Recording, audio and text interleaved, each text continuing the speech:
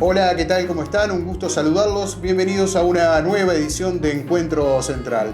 Estuvo integrando la delegación de trabajadores en Ginebra con motivo de la asamblea de la Organización Internacional del Trabajo, que deparó para Uruguay nuevas líneas en lo que tiene que ver con la negociación tripartita. Fabio Riverón, presidente de FUESIS, está hoy con nosotros.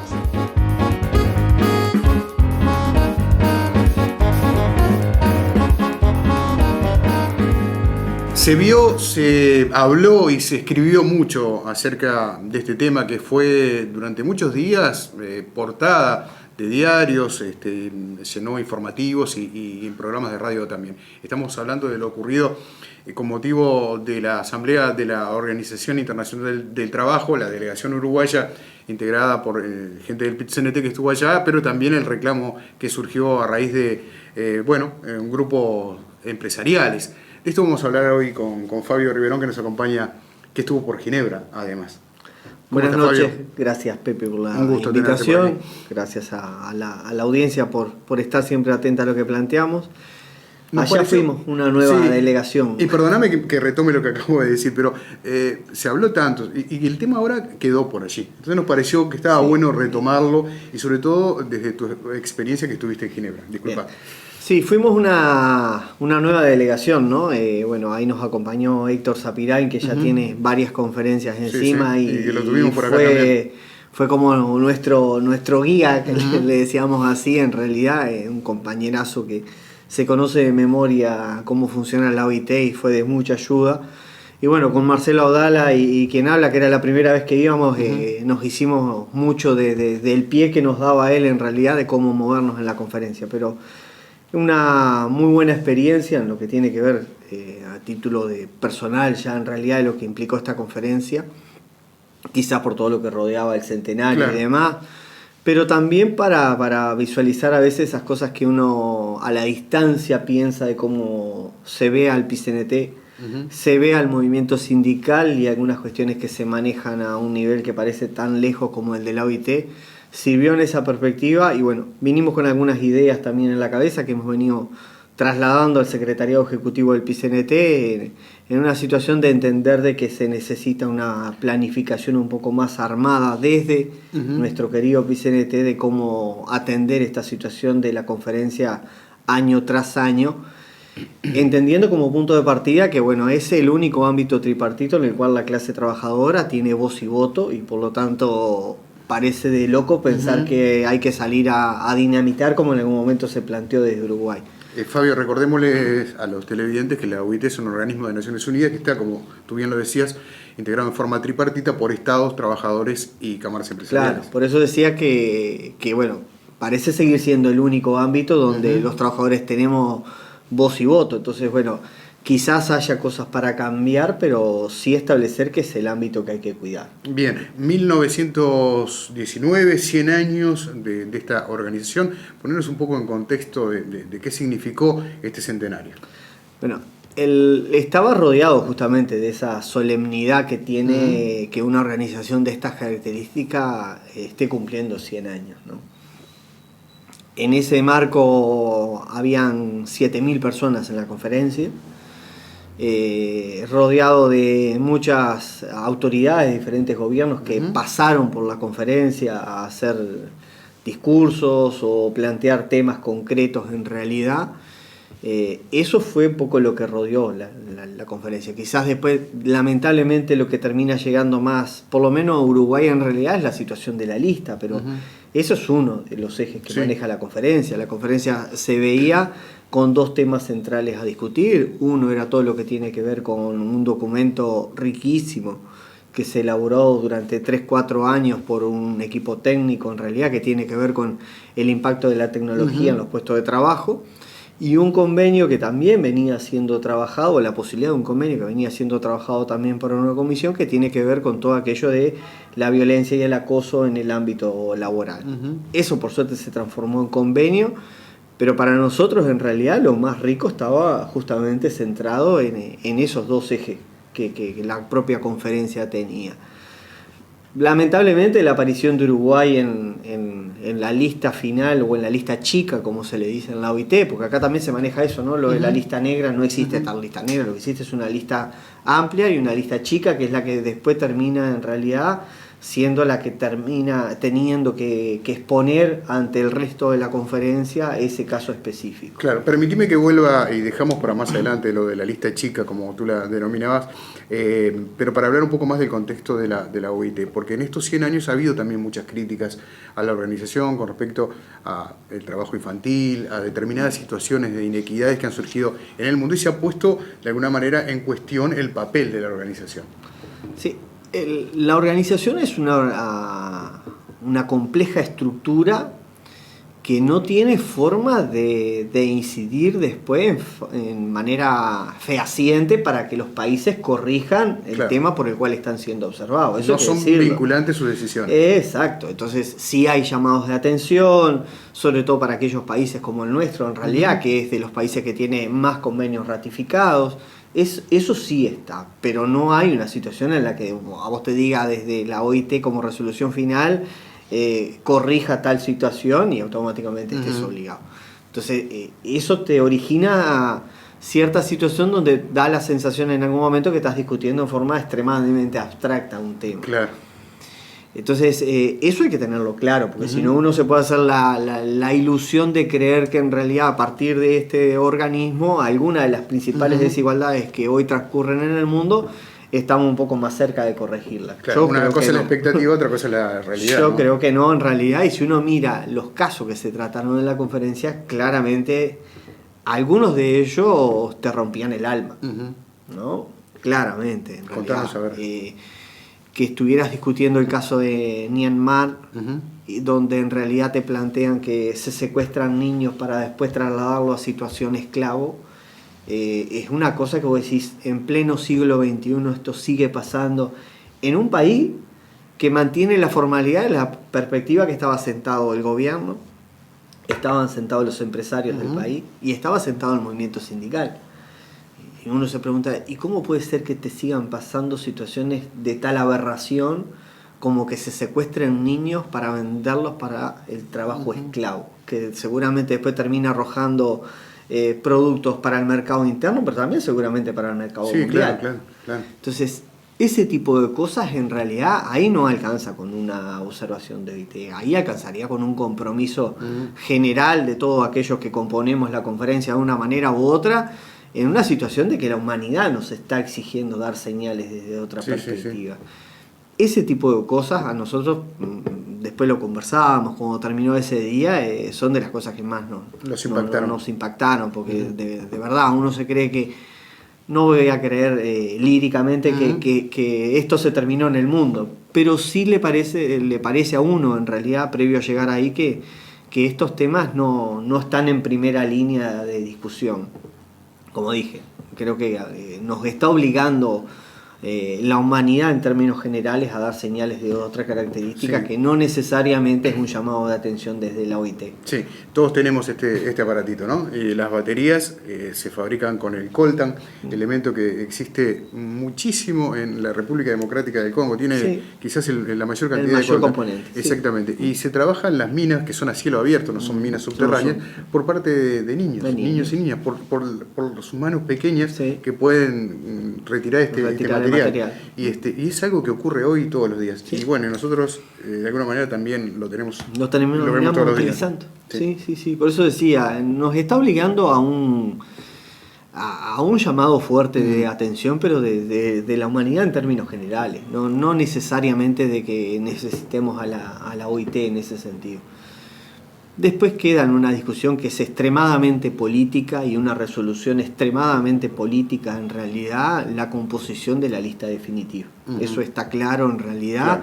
Y de las resoluciones finales también hay un alto componente en realidad de aspectos políticos que poco y nada tienen que ver con exactamente el tema que se esté tratando en cuestión en referencia a ese país. Está claro. El documento del que hiciste mención, que tuve oportunidad de ver, no todo, lo confieso, pero tiene elementos muy interesantes como hoja de ruta para, los desafíos que se vienen a nivel del empleo a nivel mundial. Sí.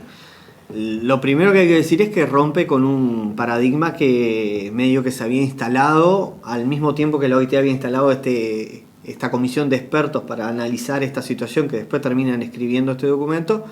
Se había instalado como el paradigma que estábamos entrando en la situación del fin del empleo. Bueno, por suerte el documento lo primero que arroja es que claramente no estamos entrando en una etapa donde se va a terminar el empleo.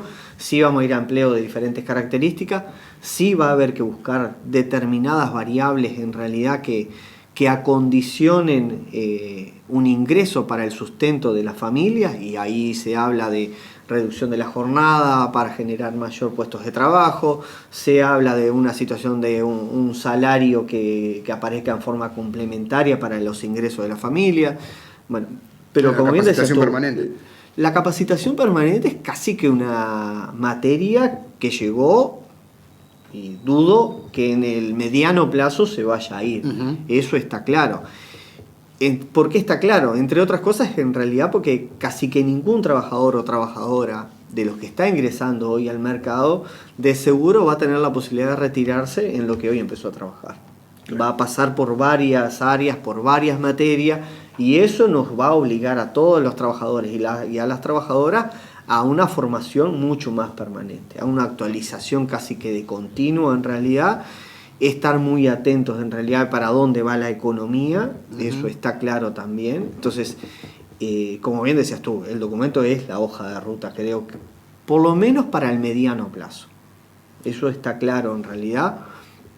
Hay mucho para conversar en Uruguay, donde capaz que el impacto tecnológico hoy en forma central no lo visualizamos como capaz que el principal desplazador de esos 50.000 puestos de trabajo que hemos perdido en los últimos años.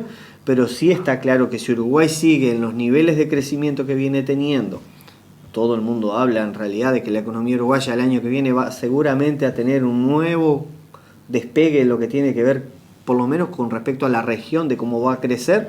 Por lo tanto, implica que en realidad las empresas que vengan o las empresas que están instaladas, de seguro van a ir incorporando tecnología. Entonces, ¿cómo generamos ese impacto para que en realidad no se vea que sea mucho más que los 50.000 puestos que ya perdimos?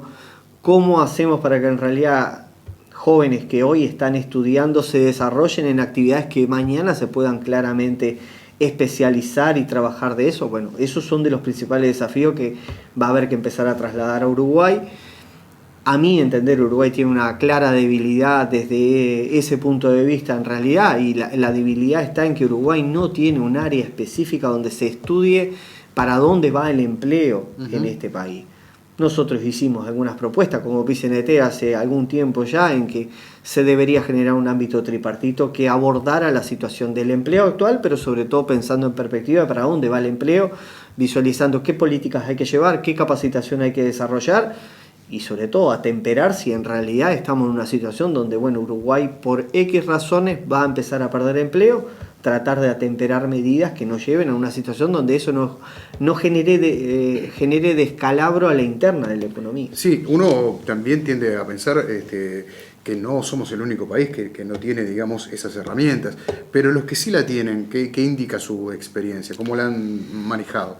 Ahí tenemos, en el mundo hoy se clarifican dos modelos, ¿no?, sobre esta situación. Está el modelo alemán, que recién ahora, después de muchos años de la implementación de tecnología en los ámbitos laborales, recién ahora en algunos sectores automotriz empezaron a visualizar pérdidas de puestos de trabajo. Y después tenés el norteamericano, donde en realidad es la crudeza clara en realidad, y si yo mañana traigo una máquina acá y se desplazan tres y mala suerte.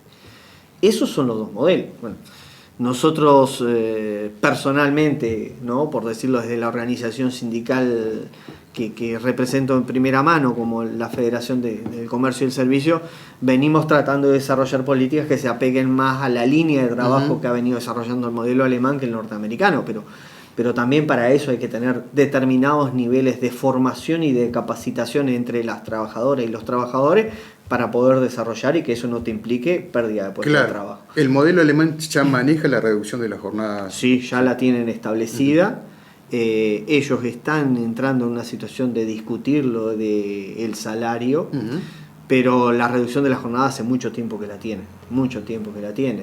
Inclusive ellos son de los primeros que innovaron con algunas cosas muy, muy buenas en la perspectiva de qué tipo de sociedad quiero yo, ¿no? Ellos tienen hace mucho tiempo implementado, por ejemplo, una reducción de 1 hora, pero esa hora en realidad no es para que te vayas para tu casa, es para el tiempo de recreación, a veces dentro de la empresa, pero a veces no, en realidad, donde el trabajador o la trabajadora tiene que pasar 1 hora por alguna actividad que implique recreación. Puede ser de índole deportiva, puede ser de otras características. Eso hace muchos años que en Alemania existe. Ahora ya van a una reducción mucho más compleja y de mucho más horas en realidad, donde sí ya el trabajador se desplaza de su lugar de trabajo, pero eso estaba en la perspectiva del modelo alemán de implicar, bueno, a ver cómo construimos una sociedad diferente, entendiendo aquel viejo concepto de que hay un tiempo para recrearme. Claro, y en esos pasillos en Ginebra, que uno se imagina, además de muy concurrido, obviamente, con más de 7.000 participantes, como tú decías, ¿cuáles eran los temas que tanto dentro de los movimientos sindicales, como también desde las cámaras empresariales o desde los propios mandatarios, se ponían como, digamos, cabeza de playa para un desembarco en el año 101, por ejemplo, de la OIT? Bueno, después la conferencia, el centro, en realidad lo que tuvo mayor discusión, idas y vueltas, fue la posibilidad de que hubiera un nuevo convenio de OIT, después de casi 10 años que no había una característica de ese tipo en las últimas conferencias, sobre todo. Y eso tenía que ver con una materia que claramente se había visualizado hace 3-4 años que había que abordar, que es el tema de la violencia y el acoso en el ámbito laboral. Ese era un poco el eje central de la conferencia, de lo que se conversaba entre los pasillos, entre la necesidad de que fuera un convenio, de que solo se recomendara, de que solamente quedara en una situación de un escrito. Bueno, esas son de las cosas que se conversaron. Eso fue un tema central que en los pasillos ocupó mucho tiempo. Te voy a pedir que nos amplíes el tema después de la pausa, y ya también entramos en cuál fue la situación de Uruguay a raíz de esta lista y lo que tiene que ver con los consejos de salario. Ya venimos.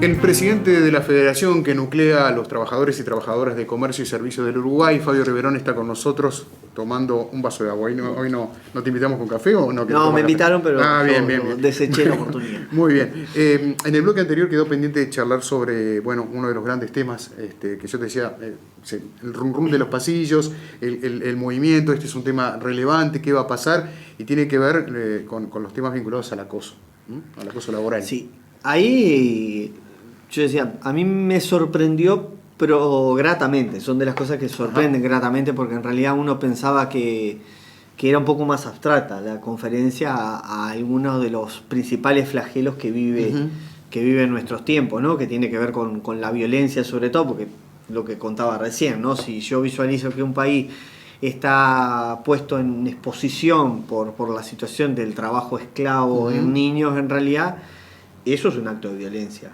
crudo, de los más duros que pueda llegar a tener la humanidad en estos tiempos. Entonces está claro que estamos atravesando momentos de violencia extrema, y ni hablar con todo lo que tiene que ver con el acoso. Entonces a uno le podía quedar la percepción de que esto iba a pasar medio como por el costado en realidad en la conferencia. Entonces a mí por lo menos me llamó la atención gratamente que se conversara y que se discutiera tanto como se discutió.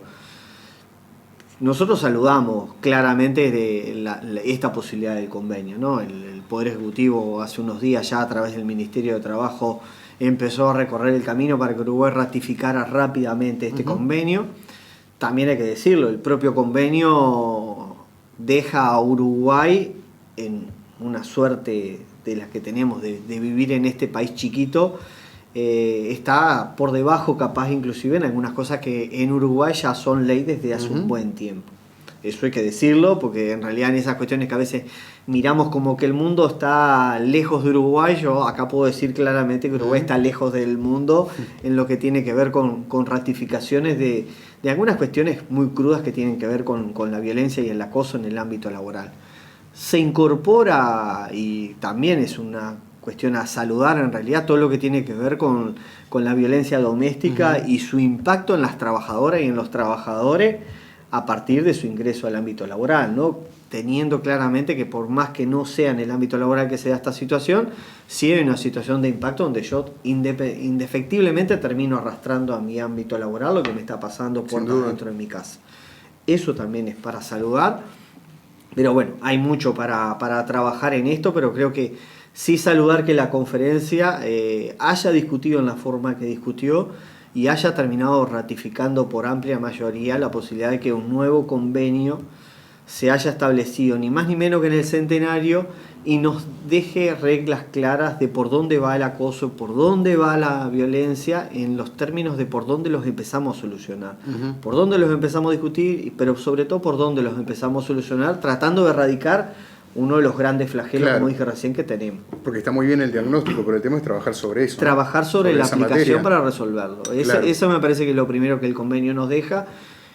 Y bueno, la aspiración a que Uruguay ratifique rápidamente este nuevo convenio, como dije, entre otras cosas porque a Uruguay no le va a salir caro desde ninguna perspectiva en realidad, porque Uruguay ya tiene un piso que está por arriba de varias de las cosas que están contempladas en este convenio. Es solamente por una cuestión de decir, bueno, saludemos el trabajo que se hizo desde la OIT. Si empiezo por lo del comienzo, ¿no? De saludar la OIT como organización tal, bueno, Uruguay debería ir rápidamente en pasos acelerados para tratar de ratificar este convenio. Fabio, y danos tu visión de qué pasó con ese piso que sí también tiene Uruguay en materia de negociación salarial y cómo esto derivó en que nuestro país estuviera en una lista integrada por países que uno piensa a priori que claramente hay o existe una violación de los convenios laborales, ¿no? Sí.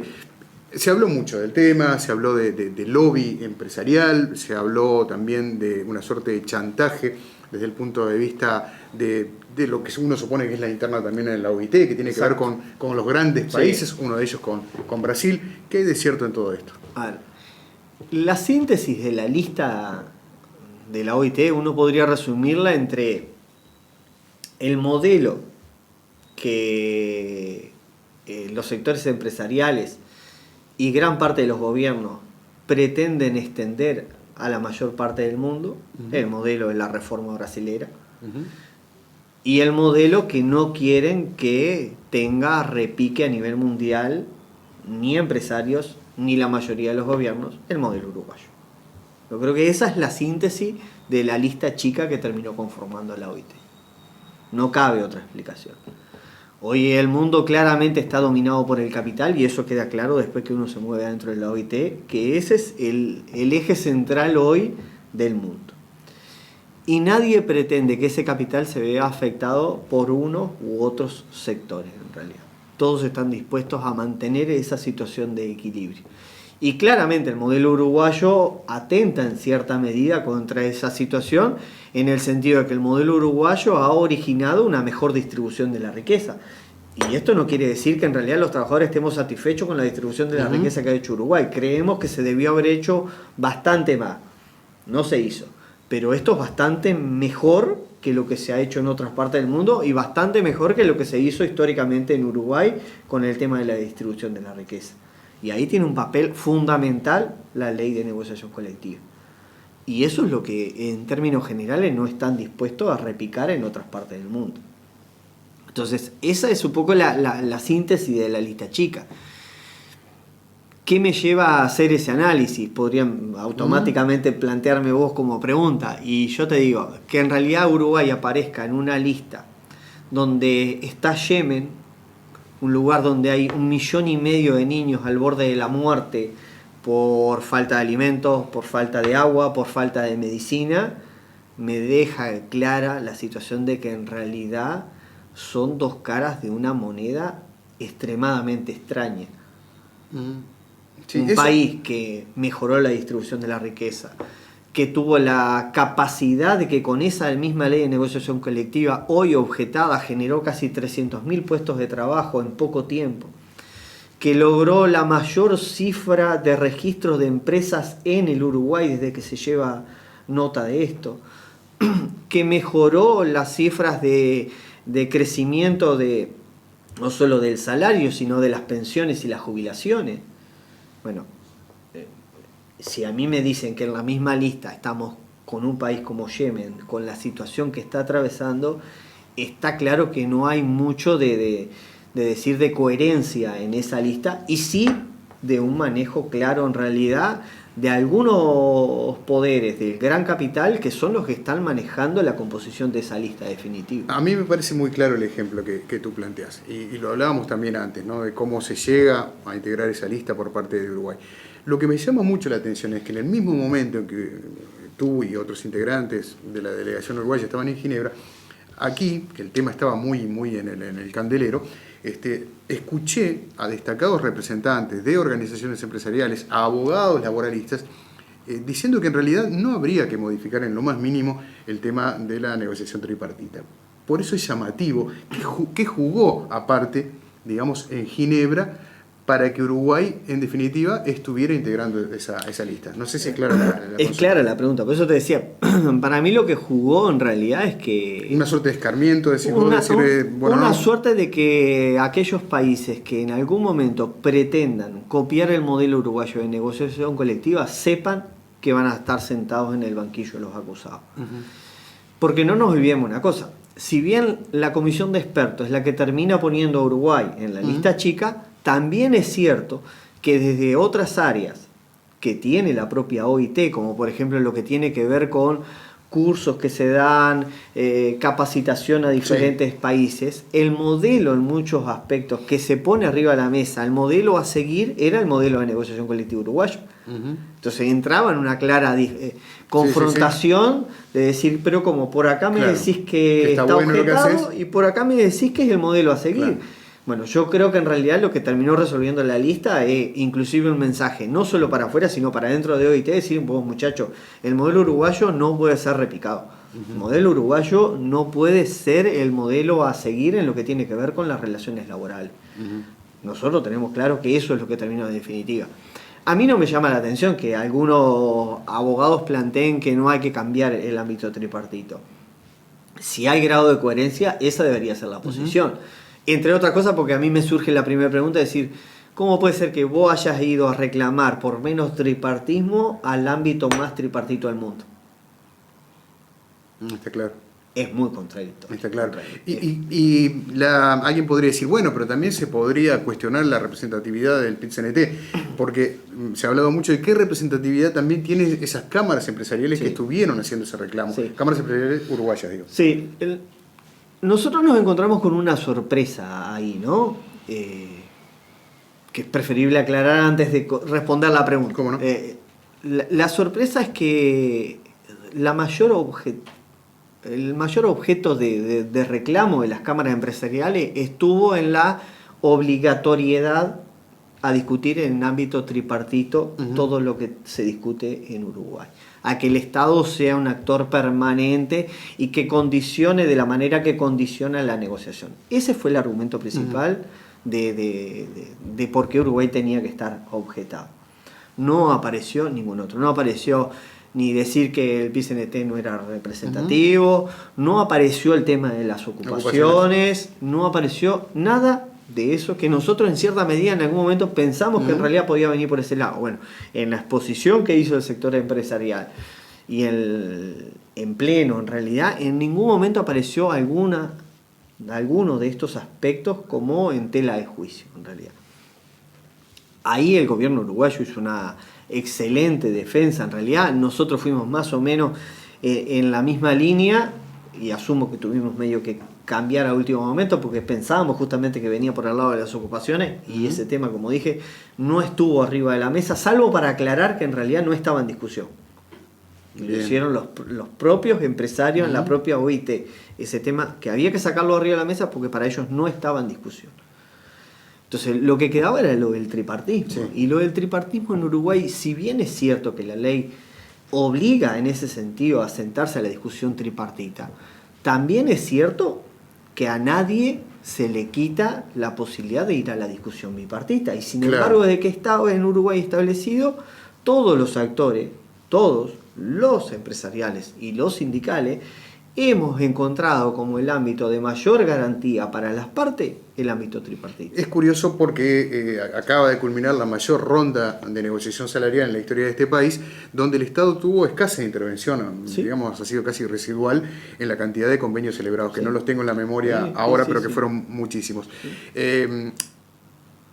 ¿Puede haber ahí otra cosa más también vinculado al momento que vive, Yo creo que el país? Jugó mucho el tema de ser en el momento que está la campaña electoral instalada en Uruguay. Yo estoy convencido que eso jugó en una... Los empresarios dicen que no porque ellos vienen desde hace años reclamando esto. Sí, es cierto. Eso es cierto también, que hace varios años. Pero también es cierto que en realidad, si esto hubiera pasado el año pasado, quizás se hubiera terminado arreglando de la misma forma que se arregló el año pasado. Ajá, claro. Que este año no hubiera habido chance de arreglarlo como el año pasado y terminar apareciendo Uruguay en la lista, yo creo que un elemento que se tuvo en cuenta por parte del círculo empresarial fue el tema de que Uruguay estaba en plena campaña electoral.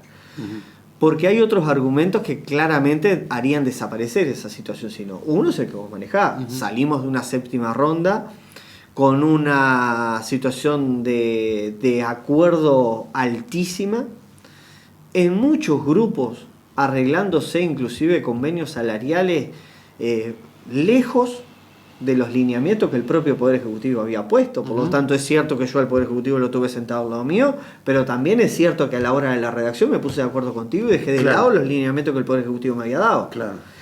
Entonces, si fuera un actor que claramente funciona como posición predominante en la negociación, vos y yo no hubiéramos tenido chance de acordar olvidándonos de este actor. Claro, también el sector empresarial podría haber dicho, esto es una hipótesis un poco descabellada si querés, pero bueno, nosotros no marcamos acuerdo para que quede claro que el Estado es quien debe intervenir. Exacto. Esa podría haber sido una posibilidad. Esa y no fue. podría haber sido una posibilidad y no pasó. Entonces, y también es cierto que en Uruguay cada vez más empresas, una vez salidos del convenio colectivo del sector, terminan acordando con las organizaciones sindicales convenios bipartitos. Claro. Entonces, quiere decir que en realidad un escenario no está matando al otro, no está obviando al otro. Entiendo. Por el contrario, en realidad se están reforzando uno al otro. Bien, ¿y cómo queda entonces parado Uruguay? O sea, no te hablo ni de vencedores ni vencidos, para no utilizarlo en términos de que alguien salió ganando y otro perdió. Simplemente, ¿cómo queda parado Uruguay a partir de todo esto? Uruguay, en términos generales, quedó bien parado en lo argumental adelante de la conferencia. ¿Por qué planteo yo esto? Y no por una cuestión de vencidos ni vencedores, como bien decías tú, porque me parece que ese es el peor escenario para analizar cuando a mí me queda claro en realidad que la primera cosa que la OIT nos pone arriba de la mesa es que tenemos que seguir conversando en el formato tripartito para encontrar la mejor solución a este diferendo que hay arriba de la mesa. Entonces, si yo parto de la base de vencidos o vencedores, seguramente se me dificulte un poco más el arranque de esa conversación. ¿Por qué planteo lo que planteo de que salió reforzado Uruguay? Porque primero encuentro todos los estados que pidieron la palabra e hicieron exposición en la conferencia, todos hablaron a favor del modelo uruguayo. Es cierto, por ahí uno puede decir, bueno, capaz que los que no hablaron están en contra. Está bien, pero no hablaron. Y a nadie se le prohíbe la palabra, por lo tanto, todos tenían el derecho o la posibilidad de hacer exposición. Y no hicieron. Los que hicieron optaron por ir a favor de la forma en la que Uruguay está teniendo su negociación colectiva. Hubo una posición cerrada y unánime de todos los movimientos sindicales del mundo a favor del modelo uruguayo. El único punto en contra es que todos los empresarios que sí hablaron en contra del modelo. Eso también hay que decirlo. Pero claramente, si uno visualiza, en realidad encuentra una situación de 2-1. Hay dos bloques claramente definidos a favor del modelo uruguayo y uno que quedó planteando que hay determinadas dudas en cómo se da el modelo. Entonces, desde esa perspectiva, Uruguay sale fortalecido. Nos queda el deber, que para nosotros casi que no es deber, porque habernos mandado a Uruguay a seguir hablando en formato tripartito para ver cómo resolvemos nuestros problemas, para nosotros, para los uruguayos, no es darle continuidad a lo que se viene. Es lo que hemos venido haciendo históricamente, por lo menos desde el 2005 para acá. Pero el diálogo social en Uruguay es una cosa que la tenemos todos incorporados, yo diría a esta altura, en nuestro ADN. ¿Te parece comenzar el último bloque hablando Sí. del tema del diálogo social? Ya Sí. venimos, estamos con Fabio Riverón, presidente de la FUESIS.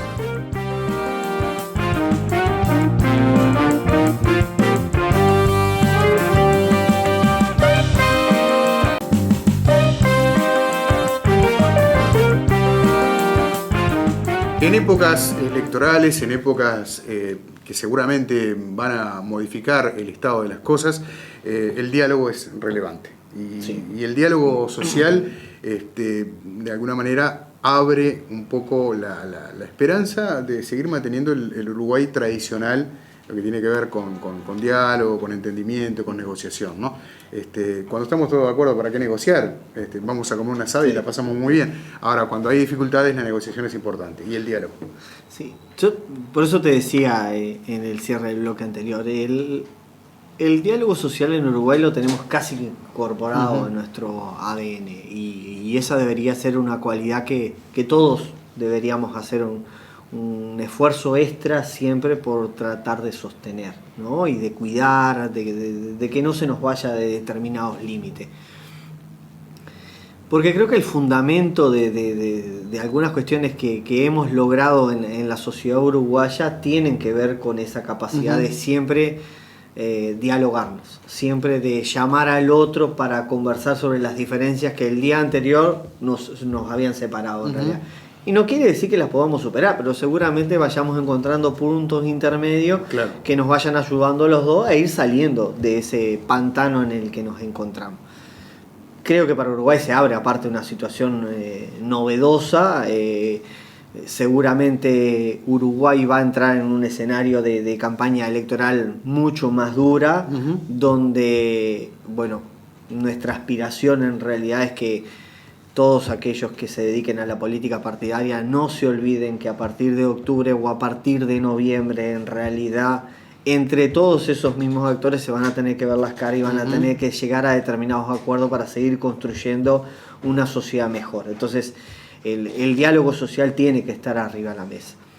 Nosotros vamos con la expectativa a esa comisión, en cierta medida, que el Ministerio de Trabajo prontamente salió a convocar, tratando de darle conducción o respuesta a lo que la propia OIT nos mandató, en el sentido de que todo es perfectible en este mundo, todo. Creer que la ley de negociación colectiva no es perfectible, para nosotros es perfectible. Seguramente va a ser muy difícil que acordemos con los empresarios en realidad qué es lo perfectible de esta ley. Claro. Pero nosotros creemos que siempre es perfectible. Si es una buena base para comenzar a discutir. Para comenzar a discutir, exacto. Entonces, nosotros partimos de la base que las ocupaciones no van a estar en la tela de juicio, porque así ellos lo plantearon en la OIT. Entonces, bueno, está bien, eso irá por otro carril. Y en lo que tiene que ver con la negociación colectiva, habrá que ver esencialmente qué es lo que plantean las cámaras empresariales. Para nosotros es un buen momento para inclusive ir un pasito más allá en las cuestiones de la negociación colectiva. Nosotros seguimos pensando que hay un debe en lo que tiene que ver con el acceso a la información para que las partes tengan mejor discusión, o una discusión mucho más nivelada en la negociación colectiva. Y no hemos podido avanzar. Ahí hemos tenido dificultades, los empresarios planteando que sienten cierta desconfianza del actor social, qué se va a hacer con esos datos, si después son divulgados o no son divulgados. Ahí se han planteado alternativas. Entonces nosotros creemos que ese es un paso fundamental. Paso fundamental porque yo soy convencido que los trabajadores y las trabajadoras organizados en este país en realidad tenemos la madurez suficiente para manejar algunos elementos y saber que esos elementos lo que me van a llevar es a encontrar el mejor punto de acuerdo con el sector empresarial. ¿Hay un plazo previsto para este diálogo? En septiembre hay que pasar la memoria de qué se hizo. Bien. El Poder Ejecutivo ahí va a estar obligado en realidad a pasar la memoria, como dice textual, y la memoria es el correlato de cuáles son las reuniones que se han tenido de aquí a septiembre. Eso está claro. Después hay un segundo plazo que implica en realidad un proceso legislativo donde el gobierno uruguayo tiene que hacer llegar al Parlamento alguna situación de posible modificación de la ley. ahí desconocemos qué piensa el Poder Ejecutivo, qué piensa el sector empresarial, de qué es lo que habría que mandar de comunicación al Parlamento. Sí, un Parlamento que además este año tiene su trabajo reducido. Hay dos elementos. Claro, nuestro Parlamento pasa a licencia. Exacto. Y la segunda es que también en realidad la propia OIT establece que lo que se pase al Parlamento no necesariamente tiene que haber sido acordado entre las partes. Ajá, puede ser una iniciativa. Tiene que ser una iniciativa del Poder Ejecutivo, pero que la tiene que haber consultado con las partes sociales. Ajá. No acordado. No consensuado. Es un elemento que aunque parezca menor, sí. no es tan menor. Entonces desconocemos qué es lo que piensa el Poder Ejecutivo sobre eso, desconocemos qué piensa el sector empresarial, sabemos la posición nuestra, que es la que dije recién. Nosotros vamos por la aspiración de ver si en realidad es posible mejorar la ley en la perspectiva de sabiendo que en realidad lo que tenemos es una muy buena ley arriba de la mesa. ¿Por qué entiendo que es una buena ley? Lo desarrollé en el segundo bloque donde planteé las bondades que tiene nuestra ley. Queda ahí a nuestro entender un gusto amargo que esperamos tratar de bueno, en estas conversaciones con las cámaras empresariales y con el Poder Ejecutivo poderla disolver del todo en realidad, porque nosotros partimos de la base que en un país como el nuestro, que nos jactamos en buena ley de la situación de democracia que tenemos, a nuestro entender, la ley de negociación colectiva no ha hecho otra cosa que profundizar la democracia en el Uruguay. Donde los actores sociales tenemos la condición de discutir mano a mano con el Poder Ejecutivo, y ese es un gusto amargo que nos quedó. Para pasarlo a criollo, ¿ustedes sienten que el sector empresarial dijo tranquilo, está todo bien, y de golpe...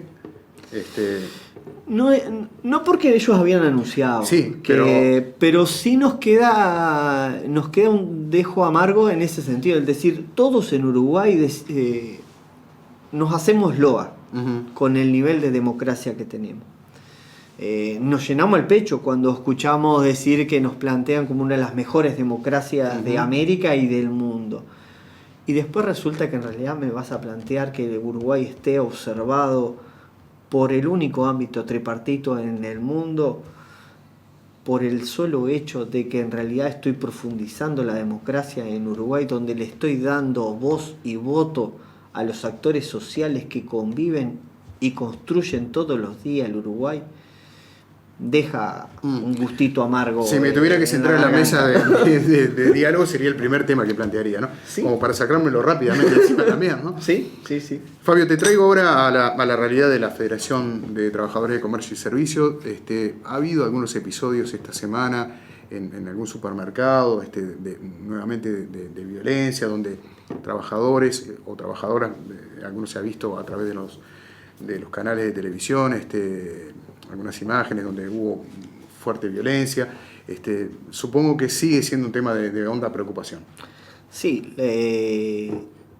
es un tema que nos tiene preocupados y ocupados, entendiendo que la salida no es sencilla, que no depende solamente de nosotros. Nosotros hemos intentado ponerle mucho pienso y buscarle algunas alternativas que las hemos planteado en algunos ámbitos con el propio Ministerio del Interior, pero está claro que estamos ante una sociedad que cambió algunos códigos de vida, y entre los códigos que cambió lamentablemente es de que cada vez vemos más hechos de violencia y sobre todo de robos acompañados de acciones de violencia. Eso hay que ponerlo arriba de la mesa y lo hemos dicho. Creemos que se ha hecho como muy lento el proceso de intento de ayuda que se estableció en un primer momento con el propio Ministerio del Interior. Aquellas cuestiones de la capacitación, de cómo reaccionar ante hechos de determinadas características, a nuestro entender debió haber sido un poco más acelerado, pero bueno, ahí hay materia para trabajar de sobra. Yo creo que no ayuda a la campaña electoral para discutir estos temas. Esa es la realidad, sobre todo porque tengo la sensación de que varios actores lo que intentan más que solucionar el problema es tratar de llevar agua para su molino, y ese es un problema porque en ese escenario los que quedan siempre desprotegidos son las compañeras y los compañeros que están en la primera línea de acción.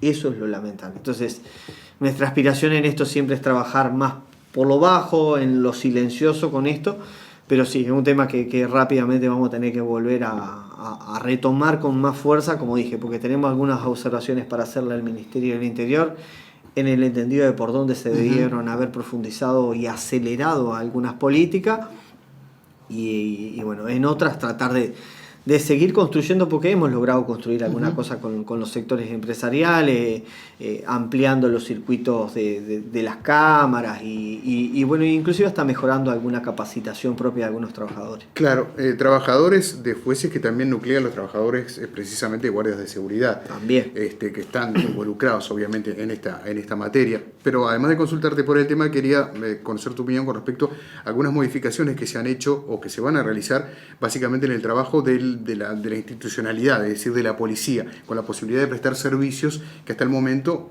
eran prestados muchas veces por guardias de seguridad o quizás no en un terreno no del todo claro. Sí. Nosotros ahí ya le solicitamos al Ministerio del Interior formalmente, como trabajadores organizados y como cámaras empresariales que nuclea a las multinacionales, a las empresas locales, una reunión del Ministerio del Interior preocupados por esta situación.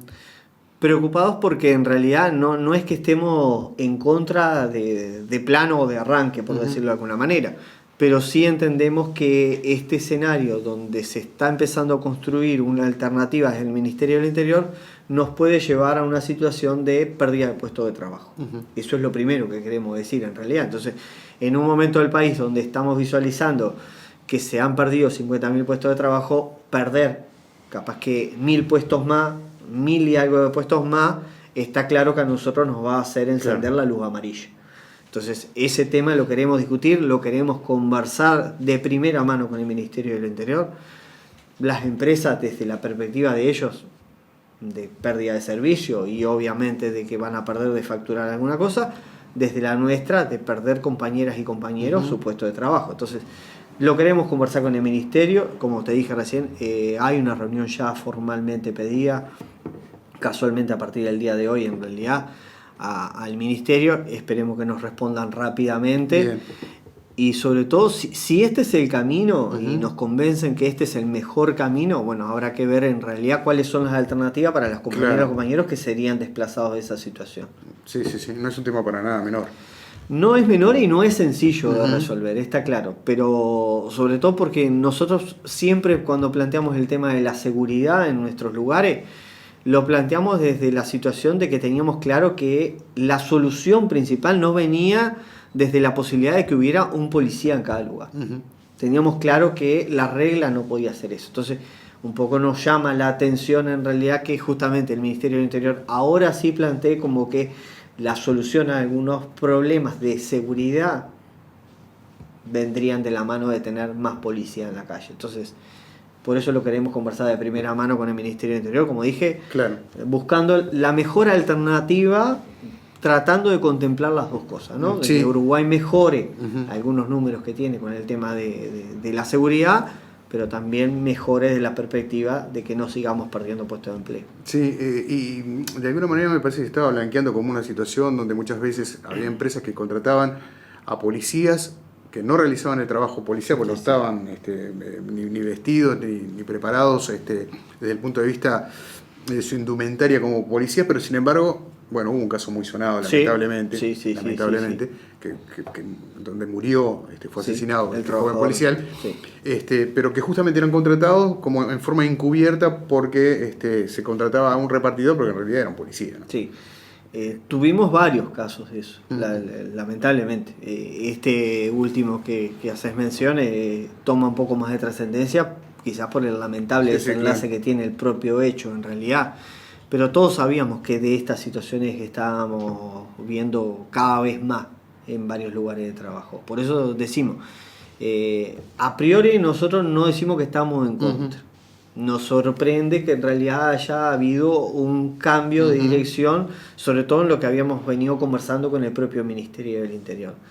Si nos convencen que en realidad este cambio es una de las líneas a llevar adelante para bajar o para combatir algunos de los principales problemas que estamos teniendo de seguridad, bueno, está bien, nos podrán convencer y habrá que ponerse a pensar rápidamente en realidad cuáles son las alternativas, porque esto claramente va a originar desplazamiento de puestos de trabajo. Entonces, nuestro mayor énfasis, sin olvidarnos de lo que implica la seguridad para la sociedad en general, también convencidos de que el no perder puestos de trabajo tiene que ser un eje central para la sociedad que estamos intentando construir. Hablando de puestos de trabajo, Fabio, ha crecido el número de inmigrantes que tienen su primer trabajo aquí en Uruguay a través de la federación, o sea, no tanto de la federación, sino me refiero al área que cubre la federación, el comercio y el servicio. Sí, hay se nota claramente que hay una porción de trabajadores migrantes que está llegando fuerte a Uruguay, se están incorporando esencialmente a sectores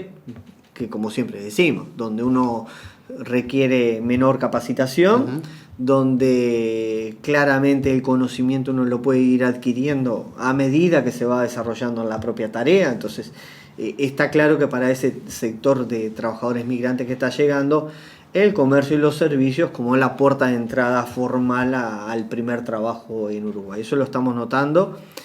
Producto de esa situación que hemos notado, también es bueno decirlo, la Federación largó a partir de junio formalmente una nueva campaña de sindicalización que va a abarcar todo el territorio nacional, y uno de los ejes a abordar en la campaña, con un esquema claro en realidad, es el abordaje de ese trabajador y trabajadora migrante, teniendo claro que no podemos arrimarnos de la misma manera que nos vamos a arrimar a un trabajador uruguayo. Tiene características especiales por el lugar de donde viene, e inclusive hasta por a veces el nivel cultural que traen, ¿no? Que nosotros saludamos, porque en muchos casos llegan trabajadores y trabajadoras con cierto nivel de capacitación interesante para lo que es Uruguay. Claro, y está claro que también presentan áreas muy sensibles de vulnerabilidad. Una de ellas tiene que ver con el tema de la vivienda, por ejemplo, sin ir más lejos, ¿no? Ese es el principal problema con el que se están encontrando, claro, ¿no? El acceso a la vivienda no es sencillo en Montevideo para cualquier ciudadano. Para un trabajador migrante que claramente en realidad tiene debilidades propias en realidad de su reciente llegada al país, de su no trabajo formal, implica otras dificultades. Y sí, ahí nosotros desde FUESI hemos atendido alguna cosa y hemos estado inclusive hasta organizando alguna charla con alguna ONG que está atendiendo exclusivamente la llegada de trabajadores migrantes, entendiendo que es una cuestión a desarrollar, porque lo peor que nos puede pasar en esto es terminar haciendo oídos sordos de un discurso que a veces se instala en las sociedades cuando llegan este contingente de trabajadores migrantes, y es ese discurso fácil de decir: me viene a robar el empleo, claro, me viene a usurpar el espacio. Entonces, esos discursos hay que combatirlos rápidamente. Y está bueno que se combata de labios de un dirigente sindical, sí, ni más ni menos. Nuestro planteo ahí es muy claro. Nosotros somos trabajadores del mundo. Y en un mundo globalizado donde todo tiene libertad de circulación, parecería cosa bastante ilógica que nos convenzan en realidad que los seres humanos somos los únicos que tenemos límite, y mucho más si los que tenemos límite somos los trabajadores pobres.